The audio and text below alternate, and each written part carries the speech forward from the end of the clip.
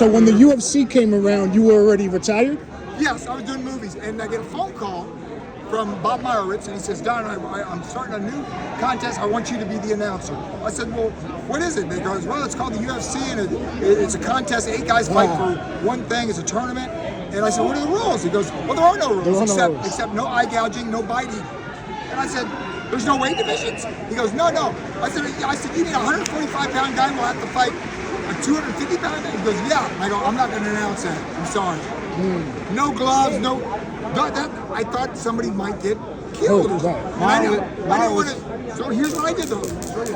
Second one, they asked me to announce, and they said, look, we made money. We're getting good numbers. I literally said this. I said, if I announce today that I'm going to have a pay-per-view show with a man with a knife and a shark in a swimming pool, I'll get bigger numbers. But I'm not going to announce that. Oh, the shark's got us like, oh, there went his leg. Oh, he stabbed the shark in the eye. Right, it's brutal. Right, not safe. So then the second UFC, they did the second UFC, and same thing, I wouldn't announce it. Bob Meyerowitz said, Don, I want you to be the announcer. And I said, look, I won't announce it. I'll fight Royce Gracie. He's winning. Wow. I said, I'm a fighter, not an announcer. Wow. And so he said, what do you want? I said, I want 20% of the gross. Now in those days, 20% of 4,800,000. You would tonight, if Royce Gracie walks up and said, Don, I want to try to take you down, and you can try to knock me out, and let's do a match. And here's 800,000 up front. I'm in that ring, man, like that. Because I'm a mercenary. I fight for the money. And look, there is one tragic thing about the fight game. It's brain damage. Yeah. Right. I would not take that same deal with George Foreman. Because he would hit me in the head so hard, I'd never be the same person. But Royce is not going to hit me with anything. He's going to shoot, try to take you to the ground, and he's going to underestimate me because I was a collegiate wrestler and I studied jiu-jitsu with the Machado brothers because I was planning on doing a fight with Royce, and those were the ones I trained with. And I didn't train to submit because I knew I would never submit Royce, never. I trained to defend against it and stall on the ground. And I trained with G. LaBelle. He didn't fight you, but instead he fought Ron Van Cleef. Is that well, year? No, it's not a specific fight. It was during the course of their event. Got it. Would I get a fight? But they would not promote it. They backed out of it. Yeah, because his brother was the matchmaker. Helio, right.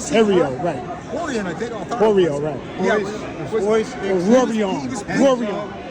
Well, listen, they were picking guys that couldn't grapple. But then the audience is complaining, and Bob Meyerowitz is getting mail means something. When thousands of letters come in, and judo, jiu-jitsu, aikido wrestlers are saying, wait a minute, let us go in there. They started to let Shamrock come in. And what happens? He fights close to a draw. Right. I had him for a year. Right. Well, Shamrock was a good wrestler. He was here. Yeah, well, I didn't know that. But, once they started letting in more grapplers, Gracie's were done. He left though. Right. That was his last fight. Right. Then he came back years later to go to Matt Hughes. Matt Hughes was a wrestler. He took Royce down, passed the guard, knocked him out. That was Edith Royce. You know, at that time, right after that fight, I got another offer.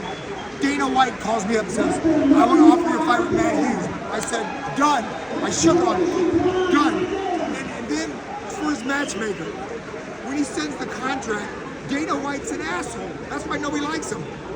Because I said, yeah, look, I don't negotiate. If I believe, what's the downside? The downside is a young UFC guy, champion, who Dana says is the greatest pound-for-pound fighter in the history of the sport, beats me in my first match.